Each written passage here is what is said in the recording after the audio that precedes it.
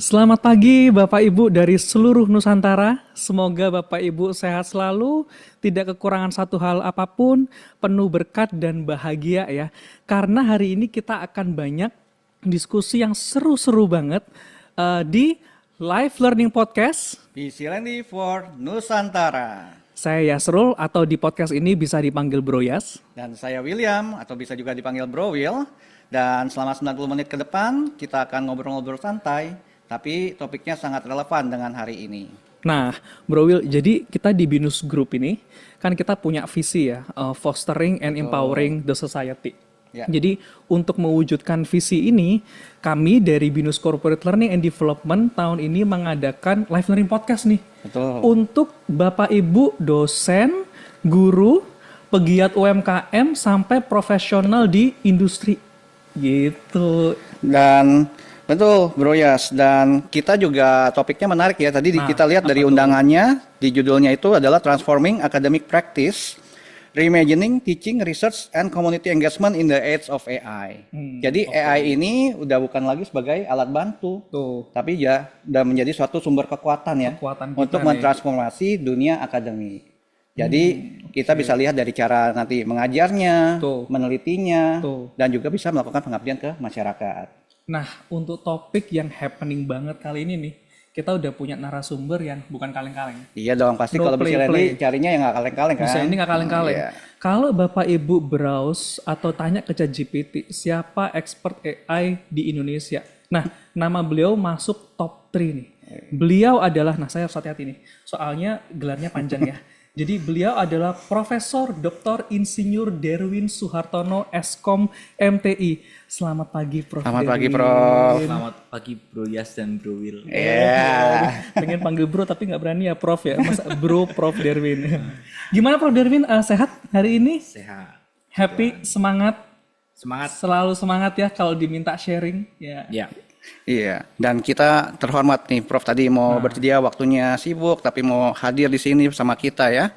Dan Prof Derwin ini kalau bagi yang udah kenal pasti udah tahu Prof Derwin ini siapa. Tapi ada juga yang Bapak Ibu yang mungkin belum kenal. Nah, saya mau kenalin dikit nih. Prof Derwin ini adalah profesor termuda yang Wow. dilantik di Binus University. Jadi pasti ini inspirasi banget buat kita ya Bro Yas ya. Inspirasi. Waktu itu waktu diangkat profesor 36 tahun ya Prof. Ya, 36 muda banget tahun, ya. bayangin 36 tahun profesor, cewek-cewek, nah, ini, mohon maaf udah taken ya Prof ya, udah punya satu putra ya, satu putra. Satu putra. Jadi tolong disimpan dulu ya hasilnya. Prof Darwin nanti kalau punya teman yang seperti Prof Darwin gini, info-info ya. Ini teman-teman saya yang di belakang layar nih. Nah, boleh ya. Nah, Prof Darwin ini selain jadi guru besar termuda, beliau juga masuk 75 tokoh pamomong Jawa Tengah. Itu apa sih Prof? Tokoh pamomong itu apa, merawat Jawa Tengah atau gimana Prof? Iya, kalau Momong. di Jawa Tengah itu kan ada tokoh namanya Semar ya. Oh, Punakawan itu Semar. loh. Itu identik dengan ngemong. Oh, Itu oke. mengasuh dan sejenisnya. Jadi diberikan penghargaan 75 tokoh pamomong di Jawa Tengah. Aduh, makin teriak nih teman-teman saya yang di belakang layar, makin happy banget nih ngelihat sosok muda profesor kemudian jadi tokoh pamomong alongside sama orang-orang yang sudah berpengalaman juga ya Iya, di bidangnya masing-masing. Luar biasa, kita bangga banget ya Betul. di Binus punya Prof Derwin ini yang kontribusinya sampai Jawa Tengah loh, nggak cuma Jakarta. Bahkan kemarin sempat ngisi juga dia di Higher Education Summit ya di Korea ya. Iya, iya. Nggak salah. Nah itu US. bahkan sampai internasional. Bangga banget ya sih. Bangga. Dan ini penghargaan ini baru tahun ini loh, di Juli 2025 ya Prof Ya, ya? betul. Jadi selamat sekali lagi Prof untuk penghargaannya. Terima kasih. Dan pasti Prof sibuk banget nih, pasti diundang sana sini ya kan. Dan pasti traveling mungkin ke Pekalongan tadi kan, mungkin ke Jakarta, mungkin ke Surabaya dan sebagainya. Nah Prof, belum lagi mesti ngajar, jadwal ngajarnya pasti sibuk banget Profesor ya. Profesor. Nah bagaimana nih Prof? Apakah pakai AI juga gak sih untuk mengatur jadwal-jadwalnya gitu? Iya. Iya, sebenarnya kalau untuk jadwal nggak perlu pakai AI ya. Oh, oke. Karena pakai kalendernya selesai. Kalender gitu. aja. Cuman memang harus di-manage dengan baik aja gitu. Oke. Kalau pakai AI-nya biasanya buat ngapain Prof? Banyak hal. Oh, banyak hal. Banyak hal ya. Nanti mungkin bisa diceritakan Biar satu ceritain. persatu ya. Boleh. Oke. Baik. Oke. Nah, sekarang Prof, mungkin kita coba lihat ya, mungkin dari pertanyaan-pertanyaan kita kan mau bahas terkait dengan Tridharma ya Bro ya. Nah, Tridharma perguruan tinggi. Kalau di Tridharma kan Prof itu kan ada ngajar, meneliti, sama pengabdian masyarakat. Nah, sekarang kita mau bahas yang ngajarnya dulu nih Prof. Nah, kalau di ngajar, dulu kalau saya masih kuliah gitu ya, itu dosen tuh tugasnya jelasin materi, kemudian bisa diskusi sama kita, ngasih kita feedback, kita presentasi, beliau ngasih feedback. Tapi semua fungsi itu udah bisa nih sekarang pakai AI. AI bisa jelasin semua konsep, bisa ngasih kita feedback, bisa diskusi nggak cuma chat aja, tapi bahkan having real conversation pakai suara. Kemarin saya coba ngomong pakai bahasa Inggris, saya minta AI untuk nilai fluency, English fluency saya, dia bisa tuh mengkategorikan ke level CFR gitu Bro Will. Nah, terus sekarang tugasnya dosen, perannya gimana? Kalau semua tadi udah diborong semua sama AI, Prof? Iya, memang kalau bicara AI itu kan bagian dari perkembangan teknologi. Ya, jadi teknologi pasti bergerak terus dan kecepatannya itu pasti makin cepat. Makin cepat. Nah, kalau di dalam konteks AI lahir yang mungkin mulai happening karena ChatGPT, memang pendidikan ini harus ditransformasi. Karena kalau kita pakai cara yang lama, itu sudah kita nggak membuat mahasiswa atau siswa itu belajar. Padahal kita harus menghasilkan SDM-SDM yang unggul untuk nanti masa depannya Indonesia. Betul. Dan kita banyak lihat lah di berita-berita gitu ya, banyak anak-anak yang ditanya hal-hal sederhana itu nggak bisa jawab. Sering gitu. Banget, iya. Nah, itu sebenarnya letak yang harus diubah itu adalah di pendidikannya. Ya, bagaimana guru di dalam konteks pendidikan dasar dan menengah dan juga dosen di pendidikan tinggi itu harus merubah cara bagaimana mendeliver materi di kelas gitu. Nah, kalau kita menggunakan cara yang lama, misalkan dosen mengajar di kelas, saya bicara di dalam konteks pendidikan tinggi ya. Dosen mengajar di kelas, katakanlah dalam waktu 100 sampai 120 menit, span of attention dari student aja sudah berubah dari waktu dulu mungkin saya waktu jadi mahasiswa dan yang sekarang makin kecil ya, karena terbiasa dengan TikTok yang sangat 5 detik, cepat 10 gitu detik, ya. Ya. Nah, itu membuat span of attention dari orang-orang itu sangat rendah gitu ya secara durasi. 100 menit dosen ngajar, yang ketangkep mungkin hanya 15-20 menit awal aja. Habis itu mulai dengan gadgetnya dan segala macam.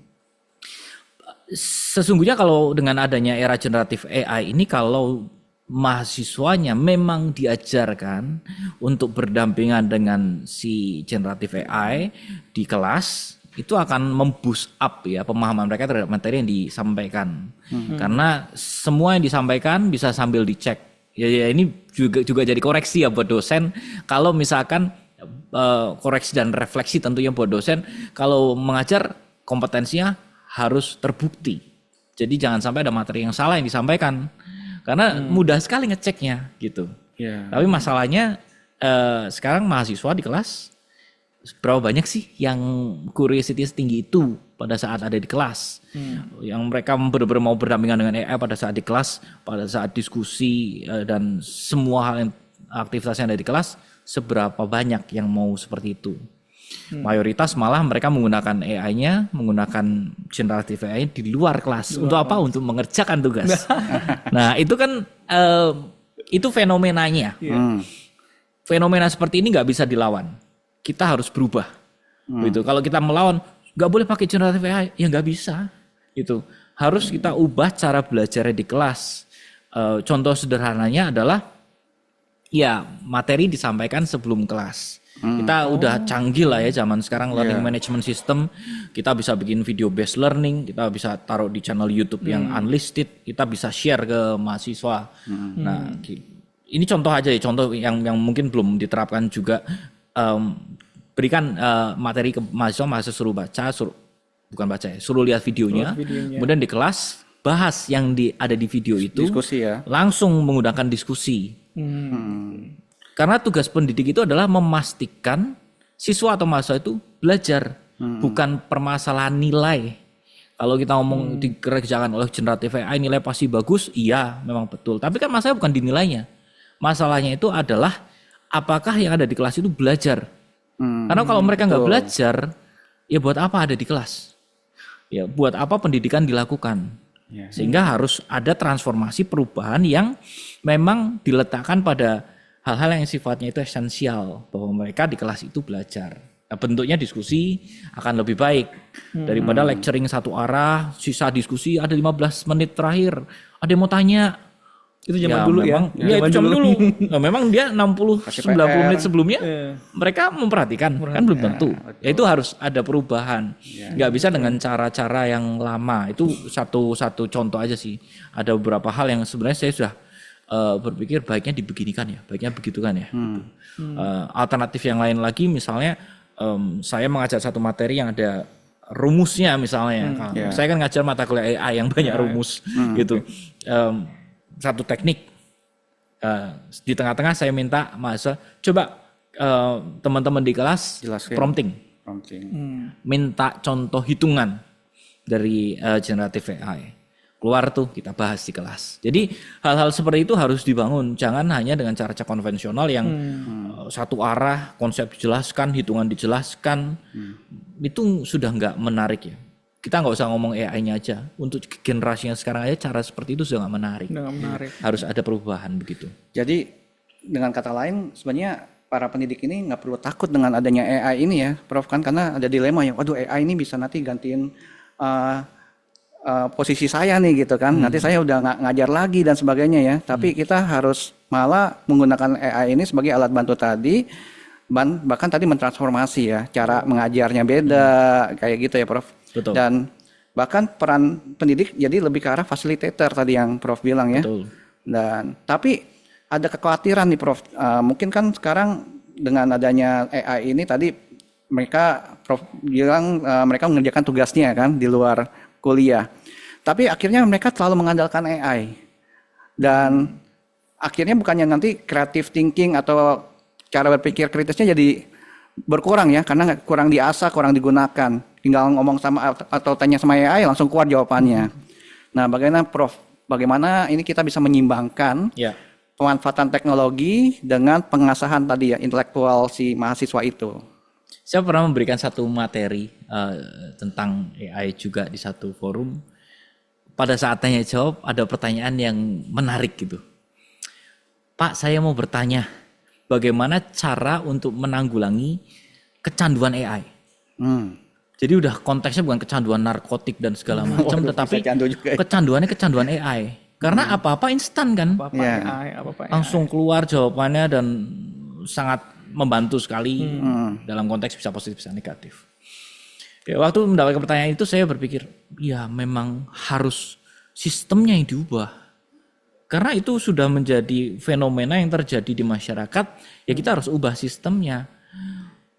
Saya pernah membaca sebuah literatur yang berbicara tentang teori mengenai otak ya. Otak manusia itu akan terus berkembang ketika dibiasakan untuk berpikir kritis, belajar hal baru. Jadi kalau di dalam struktur di dalam otak ini akan ada serabut-serabut yang sebutannya sinaps gitu. Dia akan muncul yang baru-baru terkoneksi satu dengan yang lain, membuat manusia itu makin cerdas. Ya, makin sering dipakai makin cerdas. Sama seperti jalan biasa yang kecil kalau kita pakai, makin sering dipakai kan jadi jalan raya, makin besar gitu ya. Jadi informasi mengalir, kecerdasan orang itu makin ada. Nah ini harus diasah dengan sistem pendidikan yang benar. Kalau kita gagal untuk membuat sebuah sistem pendidikan yang membuat siswa atau mahasiswa itu belajar, ya proses berpikir kritis itu makin lama makin hilang dan pemikiran manusia akan semakin tumpul menyikapi sesuatu.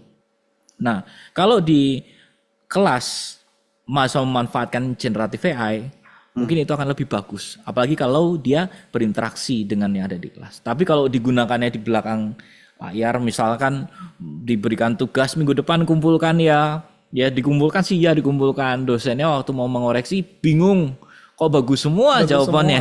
Ya karena bukan totally mahasiswa yang mengerjakan. Memang saya nggak bicara bahwa semua mahasiswa melakukan ini ya. Ada mahasiswa yang memang niat gitu ya untuk bisa mengerjakannya. Nah, sistem pemberian assessment yang dikerjakan di luar kelas dengan akses terhadap internet dan generative AI yang sangat terbuka, bagi saya sudah nggak relevan. Nggak relevan karena tidak membuat mahasiswanya belajar. Padahal kita kan tujuannya membuat mahasiswa belajar supaya tadi seperti teori tentang otak itu sehingga mereka makin pintar, masa depan Indonesia makin baik begitu. Kalau kita bicara di Nusantara. Tapi kalau kita gagal untuk membuat itu terjadi, ya apa yang akan terjadi di masa depan nanti? Ujian online menurut saya sudah nggak relevan. Karena Menarik ya. iya tuh. Gimana nih Bapak Ibu yang dosen nih? Waduh, ini kampus saya masih online nih. Ya, kalau ujian online jaminannya apa kalau yang mengerjakan mahasiswa? Nilai Apakah doang. ada AI tools yang bisa mengecek bahwa ini dikerjakan oleh AI atau bukan? Ya ada, tapi seberapa tangguh dia bisa mengecek. At the end hasilnya bagus semua nanti. Gitu. Bagi saya yang masih relevan adalah ujian dalam waktu terbatas, datang di kelas, dikerjakan di situ. Itu akan betul-betul bisa mengakses kemampuan understanding dari student. Karena kalau di online, ya mayoritas nilainya pasti akan tinggi ya. Karena capability AI detektornya pun makin kesini kan, makin banyak yang dipelajarin, AI makin banyak belajar, yang makin mirip sama manusia. Jadi akan susah dibedakan. Nah, cara-cara mengakses student atau bagaimana mereka ini belajar di luar ruang-ruang kelas, kita harus pikirkan juga. Kalau kita nggak pikirkan hal itu, ya mereka nggak belajar. Begitu Pak. Atau Bro, sorry. apa-apa, Prof. Atau mungkin gini gak Prof? Mungkin nggak hanya sekedar kita mengajarkan mahasiswa menggunakan AI atau gen AI tadi, tapi mungkin kita ajarkan mereka cara mendapatkan jawabannya gitu loh. Untuk supaya bisa berpikir kritis tadi. Mungkin jadi ajarin promptingnya atau apanya supaya nggak dapat jawaban langsung gitu loh. Gimana Prof? Ya kalau mengajarkan teknik prompting itu bisa, tetapi memang harus dijembatani dengan satu kerangka kerja untuk belajarnya. Karena kalau di dalam konteks prompting itu kapabilitas mahasiswa untuk prompting mungkin misalnya jam terbang mereka menggunakan AI lebih jauh lebih banyak daripada pengajarnya. Jangan-jangan mereka lebih terampil menggunakan prompting. Begitu. Nah, kalau misalkan promptingnya di dalam skop silabus kurikulum yang mungkin memang memanfaatkan AI, itu bagus ya. Kan di kita juga sudah ada tuh ya kurikulum yang memang integrated dengan AI. Itu sebenarnya akan banyak lesson learn dari sana. Kita bisa bertransformasi dengan beberapa sampel yang ada di kelas begitu. Wah, menarik sih. Berarti kita bisa simpulin ya Prof, kalau AI itu amplify sebenarnya yang kita lakukan. Maksudnya kalau orang nggak kritis, malas-malasan aja, dia bisa makin malas tuh menggunakan AI, langsung dapat instan jawabannya. Tapi kalau orang yang dia kritis, dia akan challenge dirinya sendiri, AI diminta challenge dirinya sendiri, bahkan dia akan makin pinter gitu ya. Termasuk itu nggak cuma buat murid, tapi juga buat dosennya juga. Dosen yang pakai AI itu kalau dia benar-benar mengoptimalkan 100% kemampuan AI, itu akan nge-challenge kompetensinya dosen sendiri ya. Jadi benar-benar sampai segitunya ya. Jadi Bapak Ibu yang dosen, praktisi, silakan ya explore sebanyak-banyaknya Prof ya. Karena ini udah zamannya udah zaman AI, udah nggak bisa menghindari AI karena student kita pun juga udah pakai AI, maka pengajar pun sekarang juga kita encourage bahkan wajib ya Prof pakai AI. Nah, gimana tuh Bro? Mungkin sebelum itu juga kita tertarik juga nih Prof. Mungkin kalau di Indonesia sendiri bagaimana sih? Apakah kita sudah melek AI atau baru mulai meraba-raba tentang AI atau bagaimana Prof? Mungkin dibanding bisa negara lain ya? ada anjuran juga kan gitu ya. Ya pertanyaan Bro Will ini menarik ya karena kalau bicara familiarity dari masyarakat ke AI itu masih bias ya. Karena mereka lebih paham AI sama dengan ChatGPT. Padahal AI itu sebenarnya ditemukan tahun 1955 Bro. Oh, lama banget ya. kan? Sudah lama banget. Tetapi memang capability dari hardware-nya memang belum matang. Data yang available secara online belum banyak, sehingga AI kurang perform. kurang lincah lah ya dulu Iya, ya. kurang bisa naik ke panggung karena hardware-nya kurang dan datanya kurang. Ya. Nah, kalau sekarang sudah mateng gitu. Nah, AI ini sesungguhnya bukan cuman tools. Kita bisa bikin AI kita sendiri. Ya, AI kita sendiri itu kita ya bikin softwarenya, memanfaatkan berbagai macam algoritma yang sudah ada gitu bisa. Nah, understanding masyarakat tentang AI masih sebatas menggunakan tools. Sebagai contoh, kalau kita bicara aplikasi, di dalam aplikasi yang kita pakai itu kan udah banyak AI-nya, tapi banyak masyarakat yang nggak ngeh itu ada AI di sana, sehingga seringkali masyarakat tuh bicara, wah saya ini disadap sama AI, padahal semuanya kita kasih ke AI, data-data kita feeding ke AI. Paling sederhana, misal kita mau beli tiket pesawat ya, kalau kita mau beli tiket pesawat di aplikasi tertentu gitu, kan ada harganya. Misalnya kita nggak jadi beli di waktu yang lain kita buka lagi harganya naik. Ya, kita buka lagi naik lagi. Nah ini kan ada dynamic pricing di sana. Dia mempelajari bahwa misalnya saya mau pergi ke suatu tempat, saya akan buka search-nya berdasarkan tempat itu lagi kan, kesana lagi. Berarti ditangkap oleh si aplikasi bahwa Derwin mau ke sana, mahalin harganya, gitu. Nah itu kan AI, behavior kita diambil, gitu. Kalau behavior kita diambil dan kebutuhan, misalnya pesawatnya cuma satu ke sana di hari itu, kebutuhan kan jadi tinggi, dimahalinnya sekalian. Mau nggak mau beli gitu kan? Iya. Nah itu masyarakat mungkin nggak menyadari hal itu. Udah ada AI. Kalau sadar, kita bisa pakai cara untuk menyikapinya. Cara yang paling sederhana adalah saya carinya pakai akun A, saya belinya pakai akun B. Karena kan behaviornya beda. Karena kan direkamnya karena akun kita. Nah ini terjadi di semua aplikasi gitu ya, untuk keperluan-keperluan e-commerce yang dekat dengan masyarakat. Itu AI semua. Nah masalahnya masyarakat hanya tahu AI saja sebatas ChatGPT. Sehingga mereka lebih habis uangnya karena beli-beli langsung. Ya itu contoh satu aja sih. Wah, gitu. Segitu masuknya tuh AI di kehidupan kita ya. Jadi wah luar biasa sih, Bro Will. Betul. Tadi pilar pertama berarti kita udah banyak pendidikan, dapat insight ya.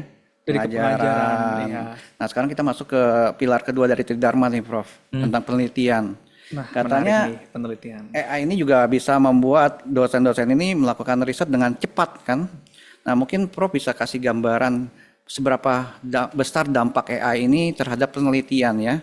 Di area mana nih yang mungkin bisa diutilize atau dimanfaatkan oleh para dosen-dosen atau dunia akademik kita ya Prof? Kalau dosen memang ada satu ketertarikan yang tinggi untuk melakukan penelitian, berkolaborasi dengan ilmu-ilmu yang multidisiplin, begitu itu sangat sederhana ketika kita tahu AI itu bisa melakukan apa.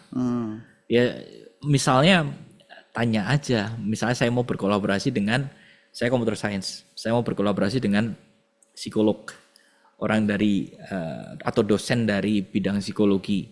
Saya tanya aja ke generative AI, tokoh psikologi di Indonesia yang paling bersahabat untuk berkolaborasi, paling mudah untuk berkomunikasi, siapa ya? Nanti keluar. Habis itu kan bisa mulai berkolaborasi dan segala macam. Bicara topiknya pun, misal saya mau mengkombinasikan antara computer science dan psikologi. Apa tuh topiknya? Setelah itu kita bisa cari penelitian yang terbaru apa sih tentang ini dan segala macam. Itu satu hal. Jadi prompting hal-hal seperti itu kan sangat possible dilakukan.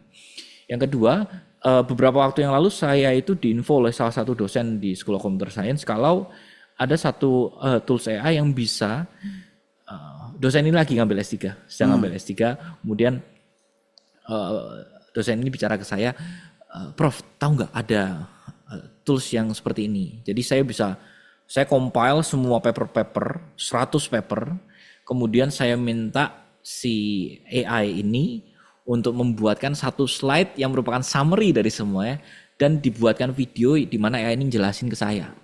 Wah, keren banget ya. Nah, kalau kayak gini kan membantu sekali ya. Iya. Nah, tetapi ya tadi tergantung dosennya seberapa mau ngulik tentang AI.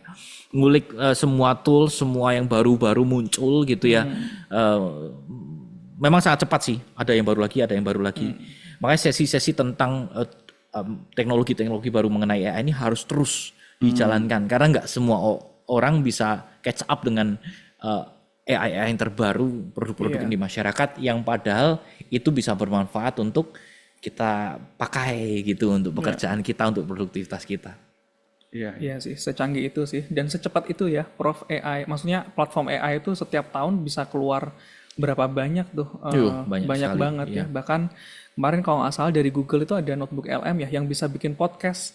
Ya, Jadi itu suaranya mirip kita gitu, nafasnya mirip, conversationnya mirip. Termasuk merangkum literatur reviewnya. Bikin video sekarang udah Bikin bisa. Bikin videonya bahkan sekarang udah bisa. Ya. Nah, sekarang kalau memang AI secanggih itu ya Prof ya, kalau dalam hal penelitian, dia kan bisa bahkan sampai end to end gitu.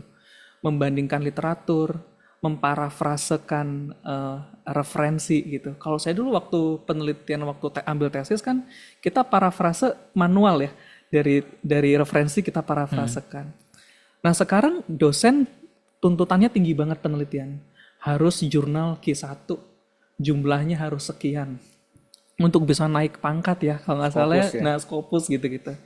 Nah, dengan tantangan sebesar itu, terus ada AI yang praktis, kita bisa kan melakukan penelitian end-to-end tuh. Dari awal cari judul sampai jadi tesisnya itu bisa pakai AI.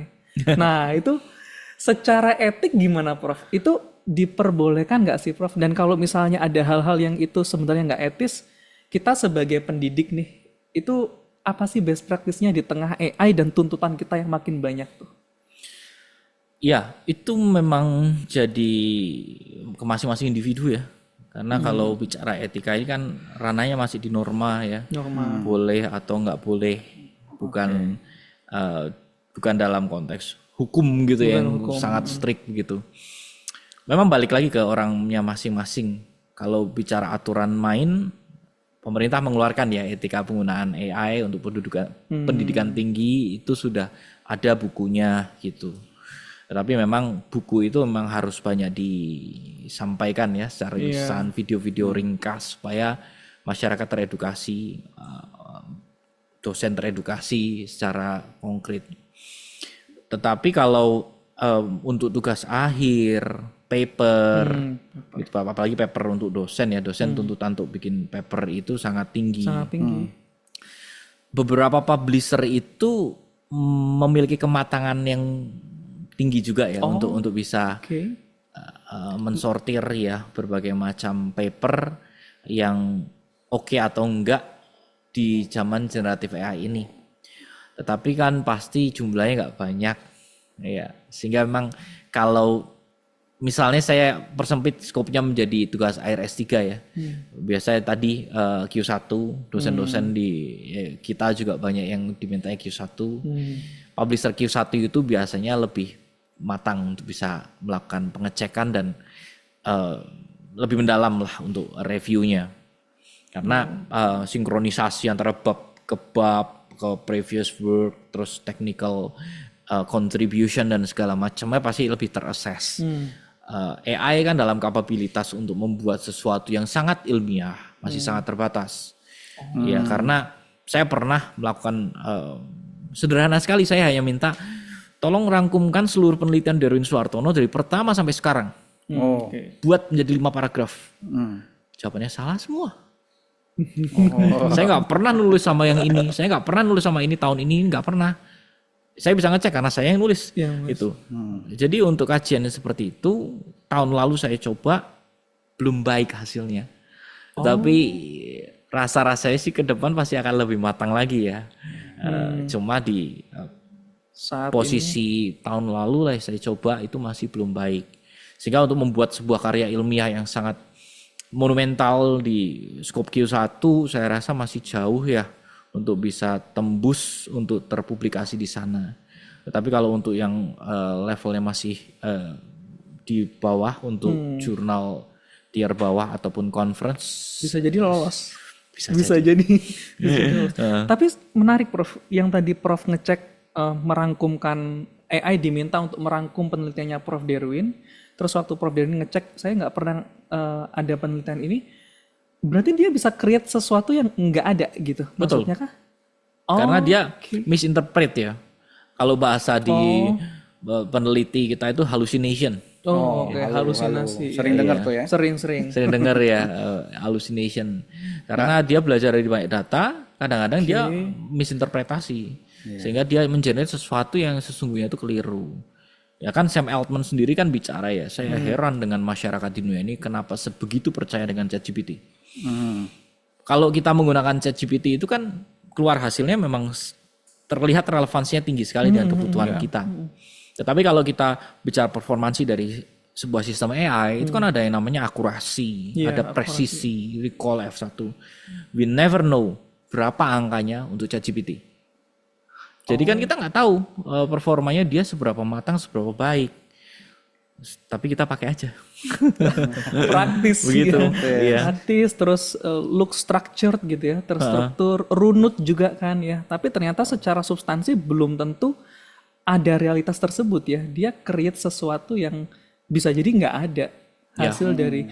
Berarti dia bisa cognitive overload juga ya, profesi GPT itu. Kalau kita kan kalau terima banyak informasi kadang cognitive overload gitu. Ternyata di AI juga ada resiko-resiko itu ya. Masih ada resiko seperti itu. Wah, itu menarik sih Bro Will kalau kita ngomongin itu sama Prof Derwin ya. Benar. Tentang penelitian.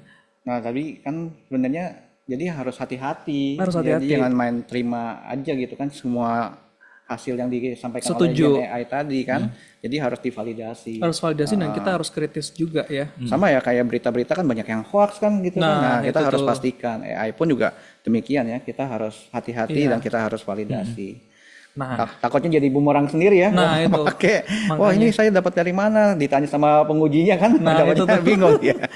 Nah, itu tuh makanya kita harus berpikir kritis ya, Prof ya. Menghadapi AI apalagi khusus untuk penelitian ini ya, Prof. Nah, Prof, kita masuk ke setelah penelitian itu ada pengabdian masyarakat. Tapi mungkin sebelum itu, Bro Yas, ada yang kita interaktif juga ya, karena kita juga dihadiri oleh 300-an orang ini, Prof. Dan ada yang chat juga nih, nanya gitu kan dari Bapak atau Ibu ya, Hani Aza Umama ya. Nah, ini pertanyaannya, apa nama program atau aplikasi yang bisa memfilter 100 artikel dan memberikan kita summary? Namanya apa, Prof? Mungkin contoh praktisnya ya. Merek, sebut merek dong. Contoh praktisnya ya. Banyak ya. Wah, ini tujuannya apa dulu nih? Apa dulu? Ya, kalau ChatGPT itu udah powerful sekali ya untuk bisa berbagai macam fungsionalitas gitu. Bisa juga sih digunakan gitu untuk keperluan tersebut ya. Ya, jawabannya itu banyak sih Bu Hani. Ya, nanti bisa explore aja kayaknya bahkan semua platform AI kayaknya bisa ya, DeepSeek, ChatGPT, Notebook LM itu Gemini. Juga bisa juga ya. Jadi bisa diekspor Bu Hani ya. Oke, sekarang kita masuk ke pilar ketiga nih Prof. Pengabdian masyarakat. Nah, tadi kita ngomongin AI itu dari sisi penelitian ke pengajaran dan sesuatu yang muluk gitu ya Prof. Tapi kalau kita ngomongin pengabdian masyarakat itu kan berarti kita biasanya untuk nggak cuma masyarakat yang di tengah kota, ibu kota, tapi juga sampai pelosok-pelosok Nusantara nih. Nah, saya juga dengar kalau nggak salah Prof Derwin pernah sharing di Pekalongan gitu ya. Nah, meskipun Pekalongan maju ya sekarang UMKM-nya Batik Pekalongan, Bapak Ibu dari Pekalongan, kita suka banget nih sama Batik Pekalongan. Dan Prof Derwin juga dari Pekalongan ya Prof ya. Betul. Kapan hari diundang juga ke kampung halaman. Nah, kalau kita ngomongin tentang pengabdian masyarakat nih Prof, ke pelosok-pelosok, ke petani, gimana caranya AI ini bisa menyentuh lapisan-lapisan, semua lapisan masyarakat?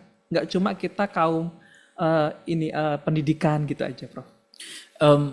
Kalau ke masyarakat, dulu kita mencoba untuk berkontribusi ke masyarakat itu kan bagaimana ya caranya ya. Misal kita computer science, masyarakat ke daerah misalnya di pedesaan yang mungkin teknologi pun belum akrab di sana, kita cari bentuknya aja bingung gitu. Nah, sekarang tanya ke generatif AI ada insight-insight yang muncul gitu. Oh, Ya. oke. Beberapa waktu yang lalu tuh saya ke Semarang.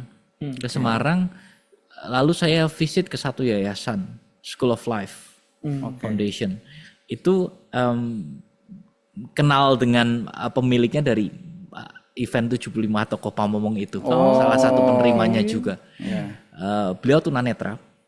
Beliau menyampaikan bahwa yayasan ini sudah berdiri 20 tahun. Nah, waktu saya visit ke sana, Bu, di sini ada berapa orang yang dibina? Ada 50 orang. Kondisinya apa, Bu, di sini? Disabilitas atau apa? Mayoritas ODGJ.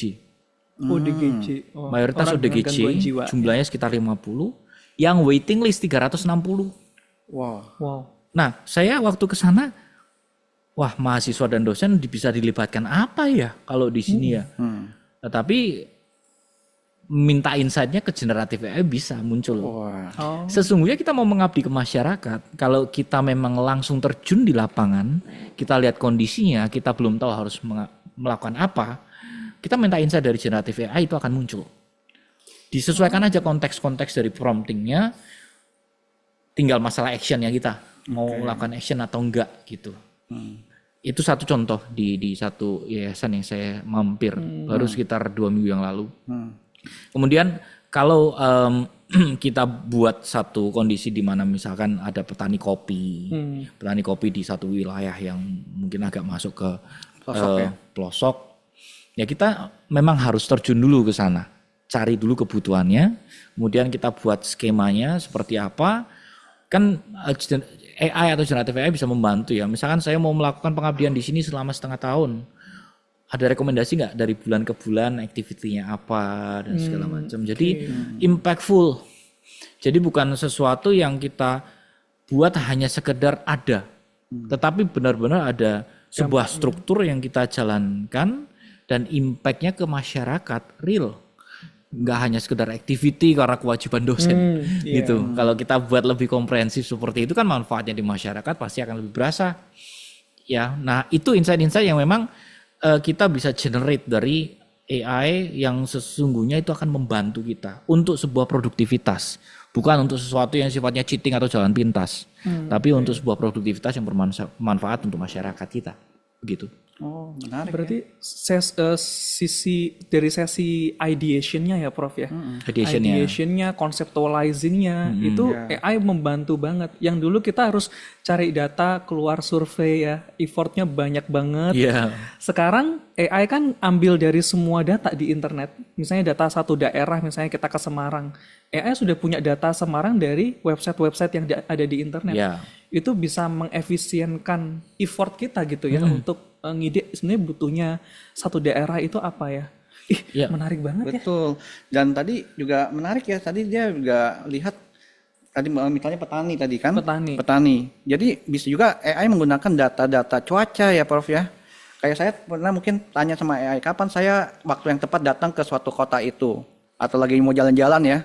Dibilang di bulan-bulan ini karena diperkirakan curah hujannya agak turun, agak rendah, jadi nggak sering hujan. Jadi kita bisa lakukan perjalanan dengan enak ya, nyaman, bisa berkunjung ke tempat-tempat yang kita ingin kunjungi. Dari AI itu juga bisa kasih masukan seperti itu juga ya. Misalnya membantu petani kopi tadi ya Prof ya. Iya, rekomendasi itu kan muncul ya. Bahkan kalau di gadget kita itu kan kadang-kadang ada aplikasi-aplikasi yang terkait dengan cuaca tadi. Dan saya cukup surprise karena beberapa waktu lalu saya lihat ada weather forecastingnya begini. Paling salah. Terus jadi saya abaikan waktu saya ke sana, waktu acara Korea itu suhunya sama persis. Sama persis -5. Dingin sekali. Gitu. Tapi waktu itu saya abaikan karena saya belum ada experience yang melihat data yang kayak gitu ya. Apakah ketepatan seberapa gitu. Kan dulu kan weather banyak sekali keliru ya, weather prediction, weather forecasting. Tapi sekarang ternyata cukup real hasilnya. Akurasinya tinggi ya. Performance-nya tinggi. Wow.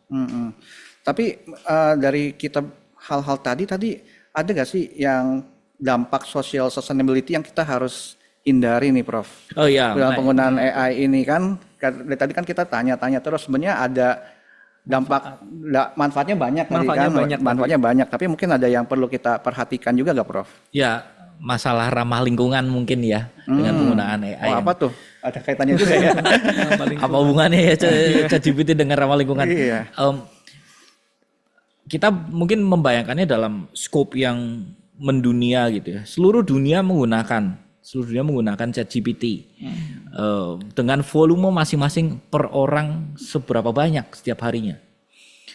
Kita mungkin nggak pernah berpikir bagaimana tuh server di sana itu mengatasi semua yang masuk ke ChatGPT itu untuk bahkan ada yang minta di-generatekan gambar. Kadang-kadang disuruh tunggu kan kita kan. Betul. Kalau generate gambar suruh tunggu. Karena di balik sistemnya ChatGPT kan ada engine-nya, ada alatnya, ada servernya dengan computation power yang sangat tinggi.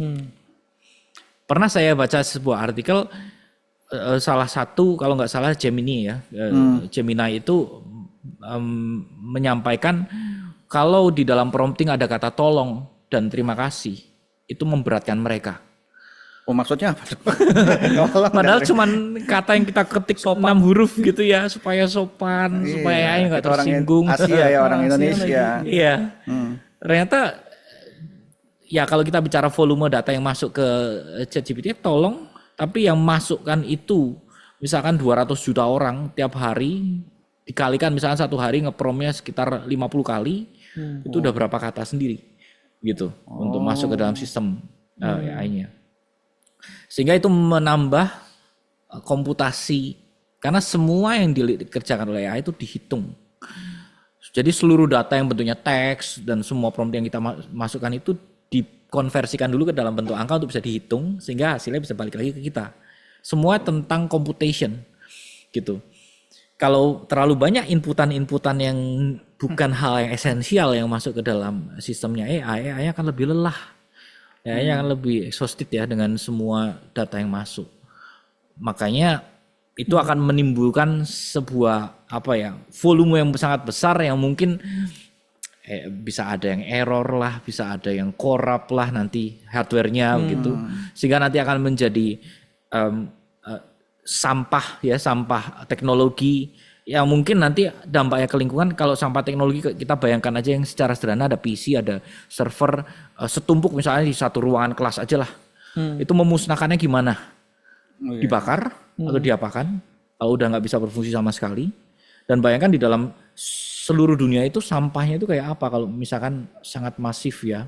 Di ChatGPT saya nggak kebayang ya gudangnya kayak apa gitu. Untuk memusnahkannya misalkan dibakar, apakah itu ramah lingkungan?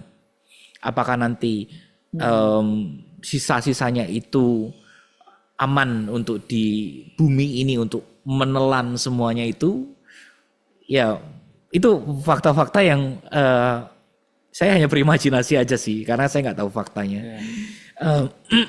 Tetapi itu sangat mungkin karena di kampus saja kita menggunakan server yang ruangannya harus super dingin. Betul. Super dingin artinya apa? Harus ada AC. AC membutuhkan listrik. Kalau misalnya kita mau mendinginkan butuh air. Kalau volumenya satu dunia berapa ton airnya? Gitu. Jadi segala sesuatu yang dari lingkungan yang membantu untuk teknologi ini berjalan sering sekali kita abaikan. Padahal itu terjadi. Nah, emang penelitiannya atau orang-orang yang terlibat di sana itu memang harus komprehensif sampai mencakup semuanya sehingga bumi ini memang tetap aman dan kita nggak merusak bumi ini begitu. Itu belum ada hukumannya kan, Prof? Saya ngaku, Prof. Satu hari bisa 2 kali prom. Jadi dan pakai tolong dan iya, pakai tolong lagi, makasih, pakai sih, pakai dong gitu. Itu saya tersangka sih kalau itu ternyata merusak lingkungan ya. Saya juga sih. Saya harus merubah promnya sih. Insight yang menarik ya, bahwa ternyata kita bisa berkontribusi juga loh. Mudah-mudahan ini dipikirkan juga tadi ya, Prof ya, bahwa mungkin ada dieliminasi sendiri otomatis sama si pembuat gen AI-nya ya. Kalau nggak gara-gara itu jadi benar. Kadang-kadang kita mau bertanya, kadang-kadang suka, waduh, mesti retry lagi. Itu mungkin lagi AI-nya lagi capek tuh. Kadang kita gitu kan, kita sebel, ternyata AI-nya lebih sebel lagi harusnya. makin banyak promnya. Wah, menarik ya. Jadi kita lihat dari 3 pilar itu kita udah belajar tadi tentang pengajaran, penelitian dan juga pengabdian pengabdian pada masyarakat. Jadi AI ini sangat berdampak di 3 bidang tadi ya. Dan misalnya tadi AI bisa menghasilkan dari pendidikan bisa menghasilkan talenta AI. Lalu talenta AI itu melakukan penelitian lalu menghasilkan sesuatu yang inovatif. Dari hasil yang inovatif itu bisa diberikan kepada masyarakat gitu ya Prof ya. Betul. Betul. Nah, wah itu insight yang jelas banget ya. Kita dari baru Integrated ya. 1 jaman gini udah dapat banyak banget nih Bro Yas ya. Nah itu udah banyak banget sih tadi dari 3 pilar tadi udah terbahas semua. Iya. Nah sekarang kita mau masuk ke pertanyaan-pertanyaan pilihan yang sudah masuk nih Prof dari audiens kita waktu pendaftaran ya. Nah kita coba lihat Langsung ya masuk Bro Yas ke pertanyaannya ya. Ini ada dari Ibu Aurora Ardina Fawas. Jadi pertanyaannya adalah jika Prof diminta membayangkan kembali konsep Tridharma perguruan tinggi di era AI, aspek apa yang perlu kita redefine agar teknologi menjadi sarana penguatan karakter? Berarti yang pertama penguatan karakter, yang kedua kolaborasi lintas disiplin, dan yang ketiga keberlanjutan sosial. Kayaknya tadi social sustainability udah sempat dibahas ya Prof ya. Mungkin kita fokus ke penguatan karakter dan kolaborasi lintas disiplin. Gimana tuh Prof? Iya. Kalau saya mengajar di kelas begitu berusaha catch up dengan teknologi sehingga di kelas itu memang masih relevan dengan cara saya gitu di kelas gitu. Ya misalnya kalau bicara di kelas kita harus berubah, ya mulai dari diri kita dulu. Kalau kita terlalu muluk-muluk gitu ya, kita bicara, oh ya harusnya dari paling atas yang mengubah gitu. Justru menurut saya pendekatannya harusnya bottom up karena dari lapangan dulu seperti apa, kita coba dalam scope yang lebih kecil dulu, baru nanti perubahan akan bisa dieskalasi lebih dalam skop yang lebih besar. Kalau untuk penguatan karakter, ini isunya ke arah etik lagi gitu. Ya, sering sekali kalau di dalam kelas itu kita harus menanamkan nilai-nilai moral yang etika dalam mata kuliah apapun. Karena sekarang era AI ini kan merambahnya nggak cuma di 1-2 bidang saja, di semua bidang, di semua jurusan, di semua fakultas. Jadi dosen-dosen itu sesungguhnya harus banyak bicara tentang itu, tentang karakter dalam kita menyikapi teknologi yang berkembang sekarang. Jadi bukan teknologinya dimanfaatkannya bagaimana untuk menguatkan karakter kalau menurut perspektif saya, tetapi bagaimana orang yang masih in charge dalam kelas ini menguatkan karakter anak-anak dengan konteks adanya teknologi. Gitu. Karena karakter kan di orangnya, bukan teknologi yang mengubah orangnya. Gitu. Kalau kolaborasi multidisiplin itu peluangnya sangat besar sekarang. Jadi kalau kita hanya bermain di dalam ruang ilmu saya sendiri atau ruang kita sendiri, itu manfaatnya kurang akan berasa gitu. Jadi harus banyak lintas disiplin yang kita buat ya, aplikasi-aplikasi atau terobosan-terobosan yang melibatkan beberapa disiplin ilmu gitu. Ya, saya sebenarnya sudah mulai mengerjakan ini dari tahun 2016 ya. Dulu riset saya itu banyak untuk mengekstraksi kepribadian seseorang dari media sosial. Itu kan kolaborasi sama dosen psikologi. Di dalam pembuatan itu kan nggak mungkin orang computer science sendiri. Pasti ada orang psikologinya, psikiater, psikolog, feeding konsep-konsepnya dari psikologi ya. Betul. Nah itu kan kalau misalnya jadi, katakanlah kita bisa bikin sebuah aplikasi HRD untuk mengakses orang ini oke nggak masuk ke dalam sebuah komunitas di perusahaan kita atau instansi kita. Itu kan manfaatnya sangat baik ya. Kalau memang aplikasi AI-nya ini memang proven secara performance. Gitu. Itu kan akan sangat membantu perusahaan ya. Gitu. Itu multidisiplin loh, bukan cuman computer science aja. Kalau kita bicara medis, ya urusan dengan dokter, wah banyak sekali ruangnya. Misalnya image yang bisa kita peroleh ketika rumah sakit itu kan sumber data yang komplit sekali. saya nggak bicara tentang confidentiality datanya ya, tapi katakanlah ada orang terkena cancer, dari image-nya kelihatan cancer itu begini di polanya. Nah, kita kan bisa pelajarin pola-polanya, ketika ada image baru kita langsung bisa mengidentifikasi, oh ini kemungkinan cancer nih gitu. Karena kita udah belajar dari data-data yang sebelumnya secara historis. Kondisi COVID kan waktu COVID banyak tuh ya image-image dari paru-paru seseorang kan muncul semua itu. Itu banyak sekali yang peluang-peluang kita bisa kerjakan menggunakan AI. Nah, AI ini kalau posisikan ini drivernya, mau arahnya kemana nih? Tinggal yang mau barengan sama AI apa ilmunya. Jadi kolaborasi multidisiplin ini bukan menutup karir-karir atau posisi kerja yang bidangnya dulu independen masing-masing. Tadi saya bicara psikolog, psikiater, atau dokter. Tetapi justru ini akan memboost up kualitas mereka itu dengan profesinya masing-masing. Karena mereka expertnya. AI ini ngedrive kemana-kemana, tapi expert tetap di dia gitu. Tetap di manusianya begitu. Jadi mungkin itu ya jawabannya ya tadi dari Ibu Aurora ya. Keberlanjutan sosial ini tadi udah disampaikan ya, bagaimana kita menciptakan teknologi yang ramah lingkungan, dan awareness itu memang tidak pernah dibahas sama sekali mungkin. Ya, kita hanya bicara tentang AI yang membantu kita, memfasilitasi kita, tapi impact-nya ke alat-alat yang digunakan itu nggak pernah menjadi bahasan. Ya, ini saya juga karena banyak baca gitu, ya jadi paham ya, karena kalau di dalam konteks kita hanya di kampus sama mahasiswa sama dosen ya server ya itu aja. Tapi kalau skillnya sampai seperti ChatGPT, kebayang seperti apa rumitnya untuk kita masalahnya. Juga tahu ya Bro Will ya. Betul, jadi bisa membuka mata kita lebih luas lagi. Kan, ya, dari AI ini bisa tadi kolaborasi antar disiplin ya. Jadi diharapkan juga hasilnya tadi lebih tepat sasaran ya Prof ya. Lebih baik. Wah, menarik tuh.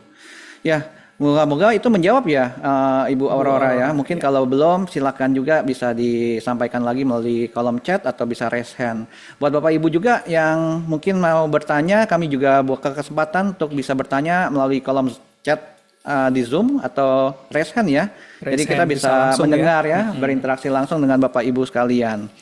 Nah, sambil menunggu kita akan coba bahas lagi pertanyaan yang masuk lagi ya Prof ya. Dari pertanyaan kedua ini dari Bu Elisa Yuyun Saryana. Nah, ini pertanyaan sangat praktis nih Prof. Jika dalam belajar siswa menggunakan AI, bagaimana cara guru mengukur capaian proses dan hasil belajar siswa secara otentik? Bagaimana strategi sekolah menerapkan AI untuk pembelajaran? Mengingat tidak semua guru cepat belajar dalam menggunakan AI. Wah, ada dua pertanyaan ya. Ada dua pertanyaan ya. Cara ngecek hasil kerjaannya siswa itu otentik atau enggak? Strateginya apa? Nah, yang kedua, kalau gurunya nggak cepat belajar, nah itu gimana tuh, Prof? Kalau guru tidak cepat belajar, bukan berarti guru tidak bisa belajar. Ya, mohon maaf saya harus bicara ini karena kalau guru tidak mau belajar AI, sulit kita menghadapi tantangan, gitu. Tetapi AI yang dipelajari itu kan tidak seperti orang-orang di computer science yang mempelajarinya sampai logical thinkingnya, rumusnya, ada integral, ada turunan dan segala macam, itu tidak sampai sana. Hanya memahami tools AI itu bekerjanya itu bagaimana dan untuk apa saja. Kalau di balik ke pertanyaan tadi, itu harus perubahannya di sistemnya. Ya di sistem bagaimana guru memberikan tugas ke siswa itu nggak bisa dengan cara yang lama. Saya membayangkan lebih banyak diskusi di kelasnya atau presentasi atau apa ya, brainstorming di kelas berbasiskan case-case yang ada sehingga hasilnya akan membuat si siswa itu belajar. Cara ngecek otentik ya. Iya, untuk kalau mengecek autentik tidaknya tugas yang dikerjakan oleh siswa, kalau itu take home, saya boleh bicara apa adanya ya, nggak bisa. Sulit ya. Ya, sulit dan cenderung nggak bisa karena bisa bahkan. Bagaimana caranya kita mengecek pekerjaan dari siswa yang dikerjakan di rumah, sedangkan generative AI nggak hanya ChatGPT yang bisa dipakai gitu. Tadi Bro Yes bicara tentang parafrase. Nah, Sudah di-generate oleh ChatGPT di parafrase lagi gitu. Kalau kita mau mengakses bagaimana caranya. Sehingga harusnya assessment yang dikasih ke siswa itu diadakannya di kelas. Mungkin yang zaman dulu tuh ya kuis tiap minggu itu mungkin relevan. Ya dulu kan zaman saya sekolah tuh ada kuis hampir tiap pertemuan. Jadi si siswa itu dipaksa untuk belajar terus karena ada kuisnya dihitung terus jadi nilai gitu. Nah itu cara assessment yang praktis, misalnya 30 menit di awal pakainya kuis khususnya untuk ilmu-ilmu sosial yang sifatnya hafalan atau memorizing begitu, itu mungkin bisa dilakukan. Tapi kalau memberikan tugasnya, silahkan kerjaan di rumah ya, minggu depan dikumpulkan. Itu menurut saya sudah tidak bisa dipakai lagi cara seperti itu.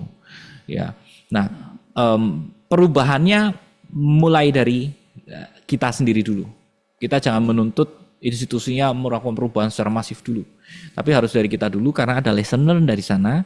Ketika kita come up dengan yang di layer yang lebih luas lagi, lebih tinggi dengan coverage yang lebih luas, udah usulan kita sudah berikut dengan lesson learn-nya. Sehingga lebih matang untuk diterapkan di dalam skop yang lebih luas. Mungkin itu ya jawabannya dari pertanyaan yang disampaikan tadi. Oh oke. Oke, berarti dimulai dari diri kita dulu ya, Prof ya. Jangan menuntut institusi dulu, biar institusi berkembang ya. Baru tapi dimulainya dari kita.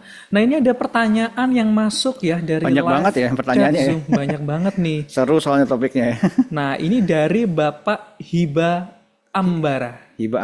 Pak Hiba Ambara. Halo Prof Darwin, saya mau bertanya tentang pemanfaatan AI bagi university. Bagaimana universitas dapat menilai validitas, transparansi, dan replikabilitas sebuah penelitian yang sebagian atau seluruh prosesnya dihasilkan oleh AI? Mengingat model AI akan seringkali bersifat black box, tidak selalu menyediakan sumber data yang jelas, dan dapat menghasilkan bias atau informasi yang tidak dapat diverifikasi. Terima kasih Prof. Ini berarti dosen ya Pak Hiba Ambara. Bahasanya bahasa akademik banget nih. Ya. Untung kita ngundangnya Prof. Darwin ya. Jadi kita aman ya Prof. Silakan Prof. Darwin. Iya. Terima kasih ya Pak Hiba ya tadi Pak Hiba Ambara ya pertanyaan ini. Saya rasa ini pertanyaan yang valid ya untuk semua universitas. Bahkan nggak hanya di Indonesia, di luar negeri pun sama gitu. Memang aspek kualitas itu butuh untuk lebih di zoom in ya untuk pembuat kebijakannya. Karena kalau kita hanya bicara dari kuantitas saja, at the end akan banyak sekali hasil-hasil paper yang jumlahnya banyak tetapi kualitasnya nggak terjamin, tidak bisa divalidasi, tidak bisa menjadi suatu hasil yang transparan karena semuanya black box, dan akhirnya nggak oke lah untuk menjadi sebuah penelitian. Kalau pertanyaan Pak Hiba ini memang pemanfaatan AI di universitas di dalam pembuatan research paper itu harus ada aturan yang jelas di dalam sebuah institusi. Tetapi lagi-lagi saya balik ke pernyataan saya tadi di depan, itu balik lagi ke masing-masing individu. Ya, kalau kita katakanlah saya contohkan diri saya sendiri. Saya membuat paper 1 tahun 20 misalnya, tapi semua generated by AI. Possibility untuk keterima di dalam conference atau jurnal ada nggak? Ada. Tetapi kalau misalkan itu sudah teraccept, kemudian di suatu waktu nanti dan itu terdeteksi, saya ngomong pahit-pahitnya nih ya Pak, terdeteksi. Yang melekat di sana adalah nama lengkap kita. Reputasi kita akan langsung hancur. Waduh. Gitu. Karena itu resiko yang dipertaruhkan ketika kita bermain di area yang bahaya ini. Ya, ini memang nggak ada hukum yang bicara ini akan dihukum atau enggak gitu. Tetapi kalau kita memappingkan resiko dengan semua tindakan yang kita lakukan sendiri, itu kita harusnya bisa mawas diri untuk melakukan sesuatu ini. Ini oke enggak ya gitu. Kalau bicara karya ilmiah, nama lengkap kita, nama institusi kita, email kita, ada semua di sana. Lengkap lagi ya. Iya, jadi kalau katakanlah kita coba tahun ini, tahun depan aman, 2 tahun lagi aman, mungkin waktu nanti mengajukan guru besar ketahuan. Wah. Itu hancurnya itu langsung berkeping-keping, saya bisa sampaikan seperti itu. Jadi balik lagi ke masing-masing orang ya, kalau kita sudut pandangnya melihat dosen. Tapi institusi memang harus membuat sesuatu yang lebih secure untuk dosen itu berkarya, dosen itu dijaga supaya tidak melakukan ke arah sana. Tapi kalau saya berbicara untuk dosen, ya resikonya ditanggung sendiri. Karena itu melekat sekali dengan nama kita. Dan nama kita, kalau itu terjadi, memang kita mau ubah nama ke pengadilan gitu kan nggak begitu. Nah itu resiko yang butuh kita pahami kalau kita melakukan sesuatu. Bukan hanya masalah produktivitas bikin paper, dapat insentif dan terus menerus seperti itu ya. Tetapi resiko di masa yang mendatang apa gitu. Karena saya pasti bisa membayangkan pasti akan ada AI baru yang sifatnya itu curing, curing itu menyembuhkan yang dalam hal-hal yang kurang pas gitu di masa yang akan datang pasti akan bergerak ke sana juga. Ya, pasti nanti. Gitu. Nah itu butuh diwaspadai aja buat tadi ya pertanyaan itu. Oke. Berarti mungkin saat ini belum banyak institusi yang bisa verify ya. Mungkin hanya Q1 tadi Prof Darwin kebanyakan sudah bisa, tapi untuk yang di bawahnya mungkin kurang. Tapi nanti in the future bisa jadi semua sudah bisa verifikasi dan dia verify paper-paper sebelumnya juga. Betul. Yang akhirnya nanti bisa berdampak kepada personal si researcher tadi. Ih resikonya nggak main-main tuh. Jangan deh ya, jangan deh ya, bahaya ya. Oke, Pak Hiba, kalau ada follow up question boleh ya Pak Hiba di chat Zoom atau raise hand langsung unmute. Apakah ada yang dari raise hand? Mungkin kami undang juga Bapak Ibu jika ada yang raise hand, jangan ragu ya, jangan malu juga. Kita senang bisa berinteraksi langsung dengan Bapak Ibu. Tapi kita juga banyak juga yang dari chat Zoom yang kita akan coba simak lagi nih, Prof Darwin dari Pak Awi Deskabeli. Oh, ini dari registrasi kemarin ya. Okay. Nah, pertanyaannya sebagai seorang pendidik di luar lingkungan akademik tradisional, bagaimana seharusnya kita mengintegrasikan AI secara bertanggung jawab?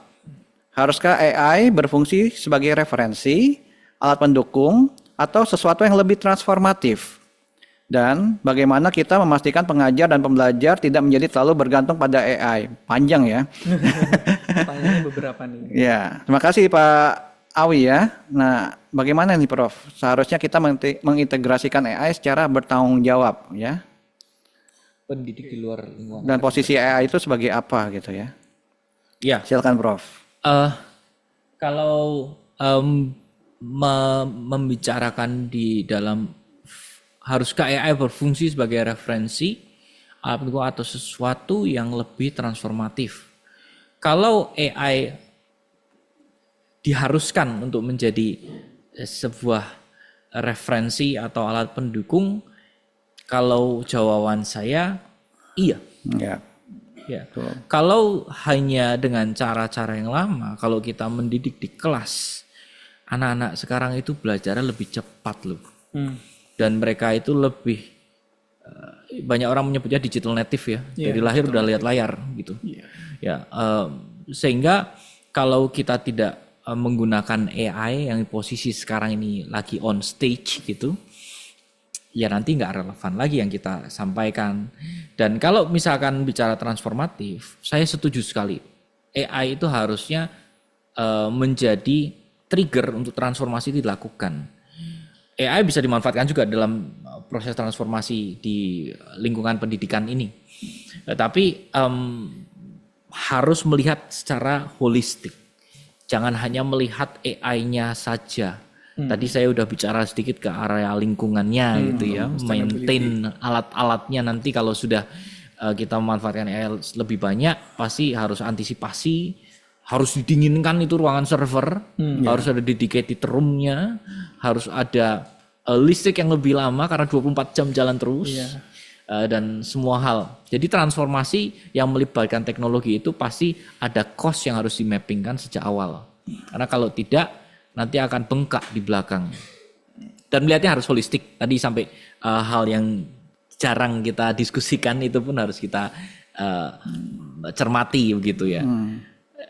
Tetapi kalau mengatakan AI itu ancaman, menurut saya tidak. AI itu bagian dari trigger perubahan yang ke arah yang lebih baik. Mungkin itu ya jawabannya ya. Apakah ya benar Prof. Jadi kita sekali lagi tidak bisa menghindar ya. Kita harus menghadapi AI saat ini ya, karena semuanya semua dunia ya, semua negara udah harus beradaptasi dengan AI ya. Demikian juga kita di Indonesia pasti maunya seperti itu ya. Dan mungkin butuh juga ya sebagai seorang pendidiknya pun harus diedukasi. Ya. Karena kalau pendidiknya memahaminya masih parsial tentang pemanfaatan AI nanti bisa keliru tuh. Iya. Itu kalau pendidiknya diedukasi konteksnya secara etikanya itu lebih masuk, nanti akan kolaborasi antara siswa dan guru, mahasiswa dan dosen akan lebih baik. Benar. Justru ini peran penting ya Bro Yas, bahwa di saat-saat inilah memang peran pendidik ini dibutuhkan, karena ini untuk mendukung generasi emas Indonesia nanti kan 2035 kan. Kalau nggak mulai dari sekarang, kapan lagi kan? Mau nggak mau kita harus mau melek dan mau mengerti ya, belajar ya. Iya betul. Gitu. Oke, ini ada pertanyaan lagi dari chat Zoom dari Ibu Leni Mulyani. Selamat pagi Ibu Leni ya. Selamat pagi, saat ini begitu penting literasi digital terutama penggunaan AI diajarkan pada siswa di sekolah. Dimulai dari apa dan apakah ada panduan praktis bagi siswa SMA? Oke Bu Leni, ini Bu Leni either guru SMA atau punya anak yang SMA ya Bu. Nah, gimana Prof Darwin, gimana cara ngajarin ya panduan praktis bagi siswa SMA spesifik nih? Iya. Nah ini kalau untuk anak-anak gitu ya yang masih kecil gitu, mungkin mau nggak mau satu gurunya, dua orang tuanya. Ya, kalau untuk memahami AI itu di dalam lagi-lagi aplikasi karena digital native ya. Ini AI nih gitu. Kalau ini seperti ini efeknya apa, kalau seperti ini manfaatnya apa. Itu understanding untuk literasi digital di dalam memahami AI itu dimulai dari keluarga. Ya, jadi orang tua ini harus memahami AI juga. Ya, memang kalau saya bicara harus memahami AI itu kok kayaknya susah sekali gitu ya. Tapi sekarang zamannya teknologi. Dulu nggak ada tuh, nggak semua orang menggunakan HP. Sekarang pakai HP. Otomatis orang-orang atau yang ada di rumah orang tua pakai HP juga, anaknya pakai HP, harus ngajarin juga kan. Bahkan orang tua memberi rambu-rambu sampai ada aplikasi yang bisa nge-spy anaknya buka aplikasi apa segala macam. Itu kan itu bagian dari adaptasi masyarakat terhadap teknologi. Nah, dalam era AI sekarang sebenarnya mirip-mirip aja, cuman bahasannya aja bukan teknologi yang hanya smartphone dan segala macam, tapi sekarang AI-nya. Nah, softwarenya ya. Softwarenya ya software ya mayoritas sekarang itu ya. Jadi orang tuanya pun harus memiliki peran di sana untuk memberikan literasi yang untuk usia itu. Nah, kalau bicara untuk SMA, saya nggak tahu 100% Bu untuk ada atau tidaknya untuk SMA, tapi kalau untuk pendidikan tinggi sudah ada. Ya, untuk penggunaan AI di pendidikan tinggi sudah ada bukunya. Ratusan halaman tuh. Ya. Sudah di-blast di WA di mana-mana gitu. Memang tinggal PR-nya adalah menjelaskan ya. Masyarakat sekarang kan literasi membacanya itu kan turun ya, untuk mau baca secara intensif untuk banyak topik itu kurang diminati lah sekarang, sehingga butuh yang berbasis video untuk disampaikan ke masyarakat gitu. Nah, untuk yang pendidikan tinggi sudah ada etika penggunaan AI di lingkungan pendidikan tinggi, diterbitkan oleh kementerian. Kalau untuk yang SMA mungkin harus ngecek dulu nih ke Kementerian Pendidikan Dasar dan Menengah ya, karena kementerian udah beda. Beda ya sekarang pendidikannya ya. Yang pendidikan tinggi kan menterinya beda juga, jadi butuh dilihat lagi. Iya, jadi ini mengeko apa yang disampaikan oleh narasumber kita kemarin nih Prof di event Business Leader Nusantara, bahwa memang itu harus mulai dari keluarga nih Bro Yas. Dari keluarga. Nah, dari ayah dan orang tua, ayah ibunya dan juga anaknya.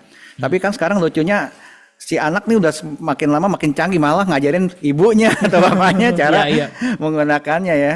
Ya, saya di dalam beberapa sesi seminar, saya selalu sediakan satu slide di ujung agak terakhir, belajar dari generasi yang lebih muda. Saya selalu menyampaikan itu karena pace belajar anak-anak itu lebih cepat dari kita gitu. Teknologinya apa yang baru muncul apa, mereka lebih cepat langsung. Entah bagaimana cara mereka belajar gitu. Sehingga saya mendorong dalam berbagai macam seminar ya, untuk eselon 2, untuk eselon 1 itu saya ngajarin untuk coba banyak ngobrol dengan anaknya, bagaimana sih AI sekarang di smartphone, ada apa yang baru, apa yang menarik, apa dan segala macam, supaya relevan dengan era sekarang gitu. Memang harus belajar dengan yang lebih mudah. Iya. Ada hal-hal atau aspek-aspek apa gak sih Prof yang membedakan yang muda dengan yang lebih yang tua gitu atau yang lebih senior? Gak berani bilang tua ya? Gak berani bilang tua ya? Iya, maaf. Melirik ke diri sendiri jadinya kan. Ya, apa yang membedakan sih? Apa yang membuat mereka tuh mau gitu ya? Atau belajarnya lebih baik, gitu, lebih cepat? Cara belajarnya sudah beda ya, Bro. Karena nggak usah sampai yang lebih senior lagi lah. Saya dengan adik saya yang paling muda pun cara belajar sudah beda. Sehingga agak susah ya memappingkan bagaimana apa yang berbeda itu, tetapi ya memang ada gapnya. Dulu kan kita sering banyak ngomong ya generasi baby boomer, milenial, Gen Z dan segala macam.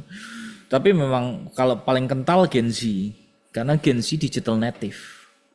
Milenial di umur saya itu nggak digital native juga, ya baru umur sekian lah mulai banyak HP, smartphone segala macam. Tapi kalau Gen Z itu digital native. Jadi ini yang paling sangat terampil menggunakan teknologi, install ini itu. Dulu kita untuk install ulang komputer aja repot gitu ya.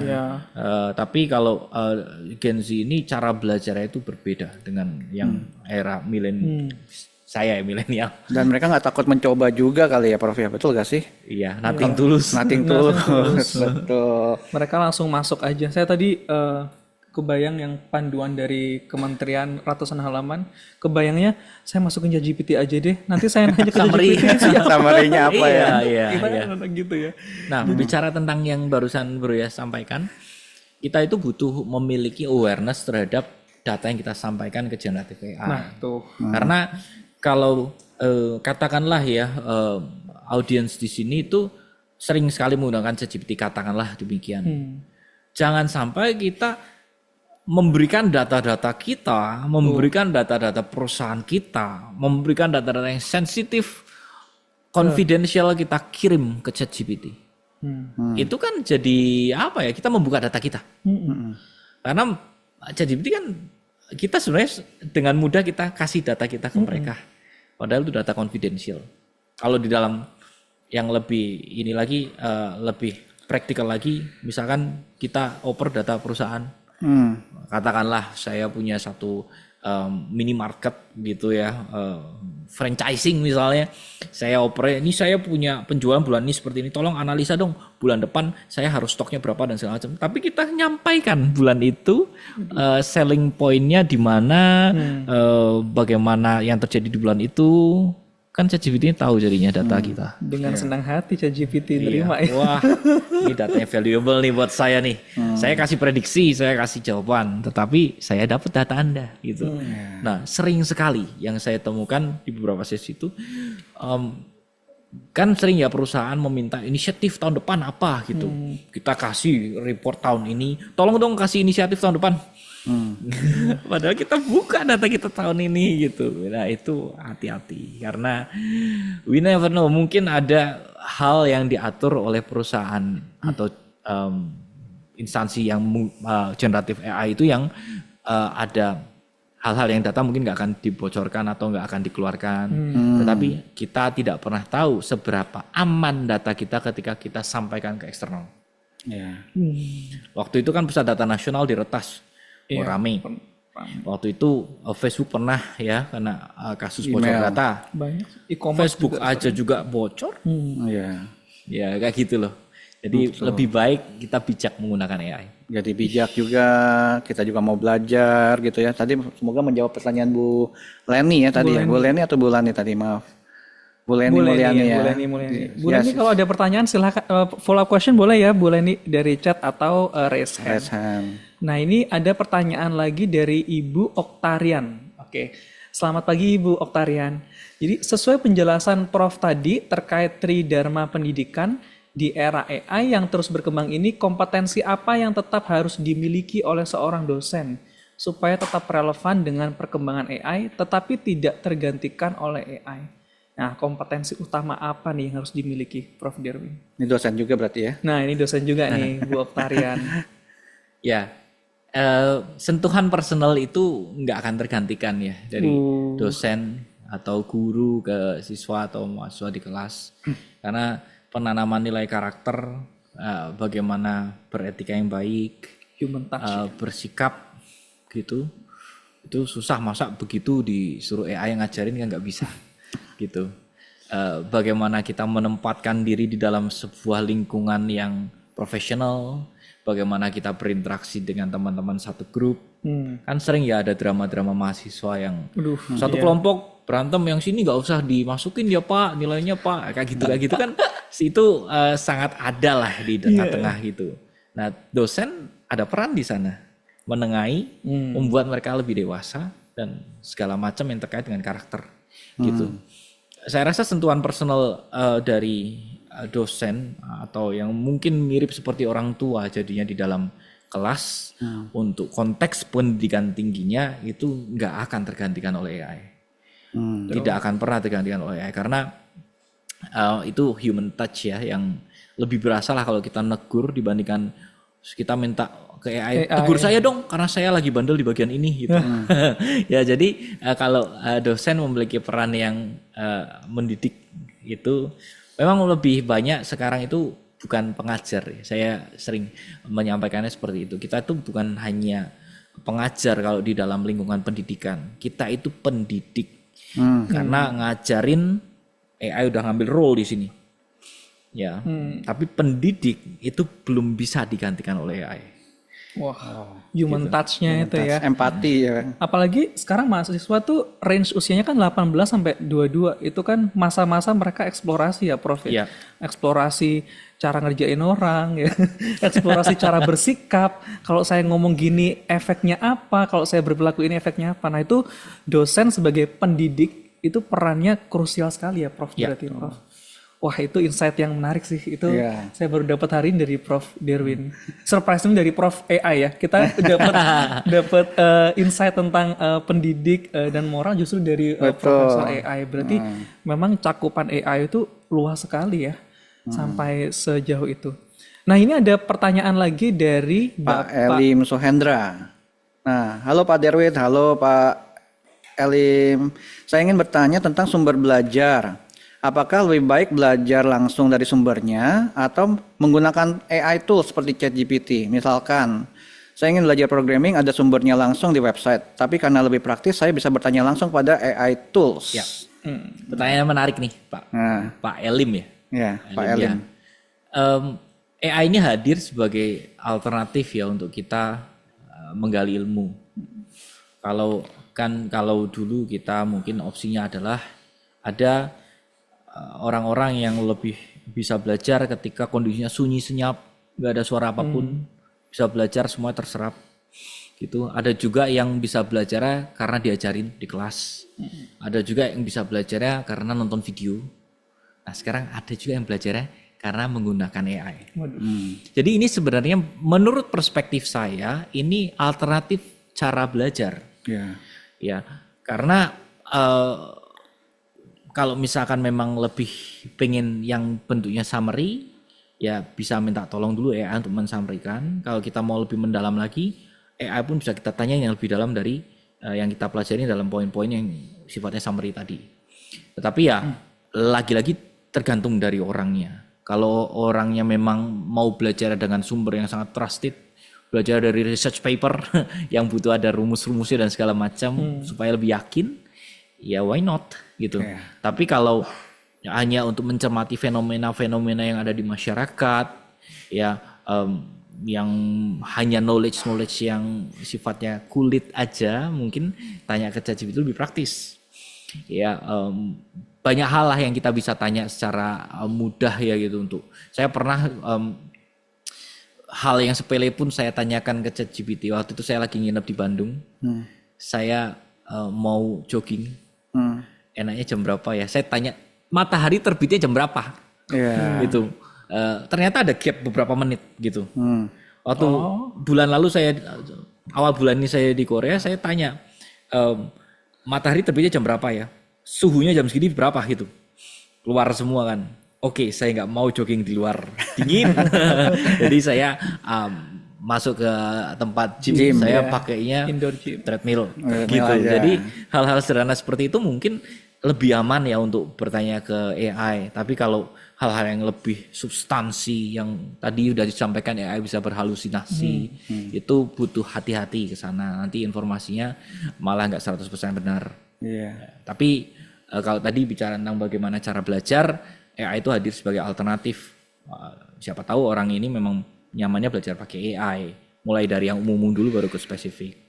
Tapi ya itu opsi lah. Tergantung preferensi ya jadinya ya. Preferensi. Nah mungkin ada kaitannya juga sama pertanyaan Pak Elim tadi nih dari Pak Angga Ferdiansyah nih Prof.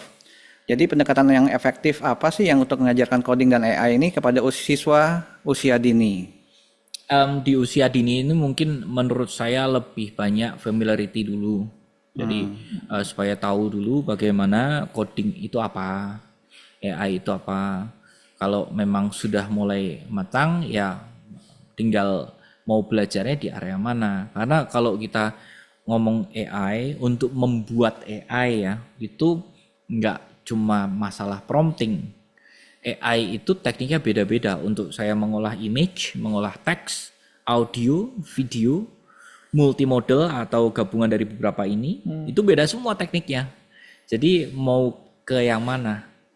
Dan memang lebih baik sebelum belajar ke coding mengenai AI, kita belajar codingnya dulu. Programming language-nya dulu, baru belajar modul AI-nya. Kalau kita sudah belajar codingnya, kita tahu nih kalau seperti ini bakal error, kalau seperti ini oke. Dan yang sekarang lagi ramai dipakai Python ya. Python programming language itu bisa dimanfaatkan. Mulai belajar dari AI-nya dulu, codingnya dulu, menggunakan Python, baru nanti menggunakan modul-modul yang relevan dengan AI. Wah, luar biasa sih. Hari ini kita lengkap ya. Lengkap ya. Ada wisdomnya juga. Kita awalnya agendanya pengen tahu tentang tridharma perguruan tinggi, Prof. Betul. Tapi ternyata insight-nya banyak banget nih, Prof Darwin. Boleh nggak kita minta Prof Darwin 2 hari? Soalnya kayaknya 1,5 jam. Nggak kerasa ya. Nggak kerasa nih kita kayak kurang gitu. Jadi gimana dong, Bro Will nih? Iya, jadi kayaknya mau lanjut terus tapi waktu udah mau hampir habis ya Bro ya. Tapi sekarang kita coba mau lihat apa sih yang kita bisa dapatkan sebagai penutup ya Prof ya. Apa pesan dari Prof untuk para pendidik nih yang lagi berjuang ya di Nusantara, di Indonesia ini yang sedang berjuang beradaptasi dengan AI ya di era ini ya. Mungkin Prof bisa kasih masukan ya. Ya yang pertama tentu jangan resisten ya dengan adanya AI. Kita harus beradaptasi. Karena adaptasi itu bentuknya banyak, tapi pesannya adalah kurangi resistensi kita terhadap adanya AI, tapi adaptasilah dengan AI. Yang kedua, ruang-ruang belajar mengenai AI itu banyak sekali secara online. Jadi bisa dieksplor supaya understanding kita terhadap AI itu menyeluruh. Yang ketiga, fokuskan pendidikan itu ke dalam konteks bagaimana mahasiswa atau siswa itu berpikir kritis. Karena tugas kita adalah membuat mereka belajar, bukan membuat mereka mendapatkan nilai yang bagus. Tugas kita membuat mereka belajar, sehingga harus ada kerangka yang konkret di tengah-tengah kelas. Skema mereka belajar itu bagaimana? Dan harus dikombinasikan dengan aktiviti mereka di luar jam kelas. Bagaimana mereka bisa memanfaatkan video untuk belajar secara materi konsepnya dulu, di kelasnya nanti berinteraksi dan segala macam. Jadi tugas kita sebagai pendidik adalah melatih mahasiswa itu berpikir kritis supaya mereka makin cerdas. 3 hal itu. Wah, Waduh, dapat 3 hadiah nih ya. dapat 3 hadiah nih. Hadiah untuk seluruh pendidik di Indonesia sekarang karena kebetulan hari ini adalah hari guru ya. Dari Oh iya, 25 November ya. 25 November. Jadi selamat Hari Guru, Selamat dapat Hari Guru. hadiah dari Prof Derwin, insight-nya banyak banget ya, 1,5 jam kali ini. Jadi kita terima kasih banyak Prof Derwin. Sama-sama. Terima kasih juga Bapak Ibu yang sudah hadir di sesi hari ini. Kita dapat banyak insight dari Prof Derwin, dari ngajar, penelitian, pengabdian masyarakat, bahkan sampai sustainability. Betul. Kemudian cara mendidik dengan baik itu banyak banget tadi insight-nya. Jadi terima kasih ya Prof. 1,5 jam, semoga nggak kapok. Nanti next time kita mungkin 2 minggu Prof, nggak apa-apa ya. jangan ini lagi Prof, jangan segan-segan ya untuk datang gitu ya. Tapi Bapak Ibu jangan beranjak dulu dari tempat duduknya karena kita akan lihat kesimpulan dari 2 hari event kita BCLND for Nusantara. Kita ada closing remarks yang kita bisa saksikan bersama dari Direktur BCLND Pak Harli Toindo. Mari kita saksikan bersama. Selamat siang Bapak dan Ibu semua. Saya mengucapkan banyak terima kasih atas partisipasi Bapak Ibu dalam mengikuti seluruh rangkaian kegiatan BCLND for Nusantara. Seperti yang sudah saya sampaikan di awal, melalui BCLND for Nusantara ini kami ingin menyebarkan semangat fostering and empowering to the nation yang juga selaras dengan visi BINUS. Harapannya, dampak yang kami hadirkan tidak hanya dirasakan oleh Bapak Ibu internal BINUS, tetapi juga oleh Bapak Ibu di seluruh Nusantara. Saya ingin merangkum kembali beberapa poin yang telah disampaikan oleh para pembicara dalam 3 topik yang berbeda. Sesi pertama, kita sudah mendengarkan insight dari Ibu Galih Sulistianingra yang membahas bagaimana para pendidik berkembang di era digital. Bukan hanya mendidik secara pengetahuan, tetapi mengajarkan bagaimana seorang pemimpin yang memiliki karakter, empati, dan integritas. Melalui pengalaman langsung narasumber serta refleksi atas perubahan pembelajaran, kita telah membahas bagaimana strategi kelas, integrasi teknologi, dan pendidikan yang berpusat pada manusia dapat mendorong pembentukan keterampilan abad ke-21 bagi para peserta didik. Sesi ini juga menantang kita menjawab pertanyaan penting. Tindakan kecil apa yang bisa mulai dilakukan pendidik untuk membangun karakter siswa di dunia yang semakin terhubung dengan teknologi? Lalu di sesi kedua, Pak Edwin Simjaya telah membahas bagaimana AI dan teknologi dapat dimanfaatkan oleh para pemilik bisnis, khususnya di sektor UMKM. Misi kita sejalan. Melalui topik UMKM ini kita berharap dapat membantu memperkuat peran UMKM sebagai pilar penting dalam menopang perekonomian negara. Di era teknologi AI ini, sangat penting bagi para pemilik bisnis untuk terus meningkatkan literasi digital mereka agar dapat bertransformasi dengan lebih optimal.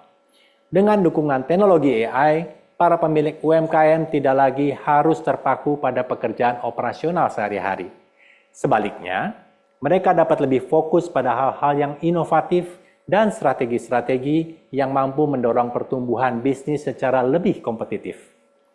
Dan di sesi ketiga hari ini, baru saja kita mendengar insight dari Profesor Derwin yang membahas bagaimana AI dapat memperkuat Tridharma perguruan tinggi yang menghadirkan pengalaman belajar baru yang lebih inovatif, membuka peluang penelitian yang lebih luas, dan memberikan dampak yang lebih nyata kepada masyarakat.